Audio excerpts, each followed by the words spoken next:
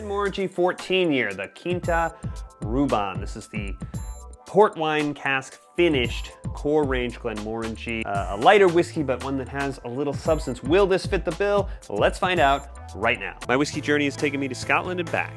I've explored whiskey education, tastings, and distilleries from Islay to Speyside. And now my journey continues here, with you, on Whiskey Whereabouts. So Glenmorangie, they are, if you don't know, a Highland distiller. They're pretty far up. They're well north of Inverness. And the one thing we all know about Glenmorangie is that they have the tallest stills in Scotland, right? And why is that important? It's important because the shape of the sort of copper pot stills has a pretty big impact on the quality of the spirit when we're distilling whiskey. And this is largely to do with the copper. The copper is a natural filter for heavier sort of elements in the spirit like sulfur. So a tall still where it has to cross a lot of surface area is going to filter that out. Plus, the tall still, some of that distillate has some trouble getting over the top into the condenser. It falls back, gets distilled again. So Glenmorangie we expect to be a light spirit. So what they do with that light spirit is one of the things that sort of sets them apart. In the late 80s, they pioneered cask finishing. They started with Madeira casks. I think they claim that they are the first Scotch whiskey distiller to finish in sherry casks, and they have a core range that has several different finishes in it. They have the 12 years, the sherry finish, called the La Santa.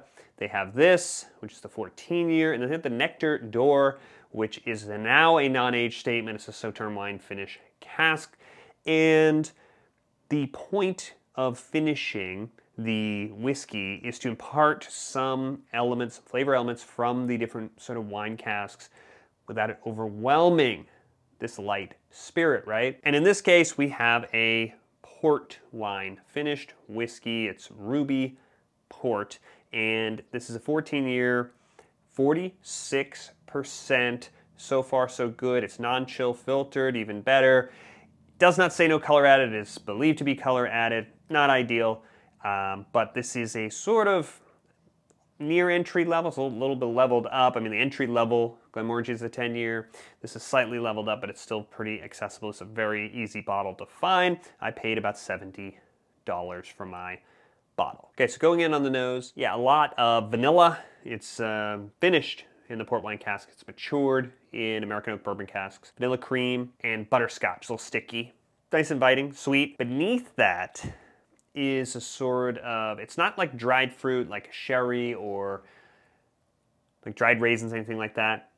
Dark berry, jam, still sweet, like real dark, like blackberry, something like that. And there's a cinnamon, yeah, cinnamon tossed on fruit, or fruit under cinnamon.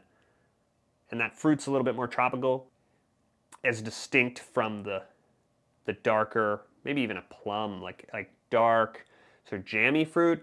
And then this other sort of baked, sort of bakey, bake seasoned. Yeah, it's peachy. And the whole thing has a sort of a vague, in a good way, not overwhelming, a sort of a light, just cloud of sort of a sawdust, fresh. We're letting it sit for a minute, letting the air kind of work with it. Yeah, I'm really getting that vanilla. And it's getting stickier. It's getting more caramel, almost. Yeah, with that dusty spice. It's pretty inviting. So let's go in on the palate. Richer, oh yeah, than the nose. Yeah, so now on the palate, I am getting some of that dried fruit. Raisin, the sweet is kind of a sticky caramel, like icing or topping. There is an element that's a little bit sour, like a dried cranberry almost. And there is also a bitter element on the palate. Cocoa, not full coffee ground, little bitter, but there's so much sweet interacting with it. It's pretty nice. It's pretty satisfying on the palate, right? So more specifically on the finish, yeah, it's nice. It's almost got a little bloom. It's not sherry, but it almost has that like orange sort of citrus coming out, and a little bit bitter from the oak. The sweetness is what really sticks. You get that sort of bitter, just slightly peppery on the tongue, But you've got a nice coating, nice sweet. There's a mixture here. It's a little sweeter, but it's still jammy, not fresh fruit. Strawberry preserves, strawberry jam with that sort of vanilla, creamy vanilla along the sides. Pretty pleasant finish. It's pretty satisfying. This is not a sort of weak, kind of watered down whiskey. It has some nuance and it has some substance, and it's pretty satisfying. But let's see if we can open up some new flavors. It's only 46% whiskey, but I want to see if the water is going to open anything new to me. If I can pick up anything else. I'm going to put a little bit more. I got a pretty high, about 5 little drops in there. And I'm going to sort of just let this mix in here. Fast forward a second to after I've let it sit. After this has had a minute to sit with the nose on with water, some of the vanilla is subdued. It's still there. That stickiness is still there, that sort of butterscotch. Yeah, most of it is accounted for here. That fruit element's there. Don't really have that sort of same cinnamon kind of baking spice, but I do have like a sort of peachy element. It's pretty close on the nose. Let's try the palate. Yeah, I'm not getting a lot that I haven't already had. The bottom sort of dropped out of the palate. It's a lot less substantial. A lot of those same flavor elements are there. The finish, I still have it a little bit, but it's reduced. That sort of sweet, sort of creamy kind of on the outsides. The bitter is still there. Generally, I would say you could probably drink this one neat. I'm not finding a lot more. Yeah, in the flavor profile from the water and some of that substance of the whiskey is a little bit muted now. Having hit it with the water, I think I prefer it neat.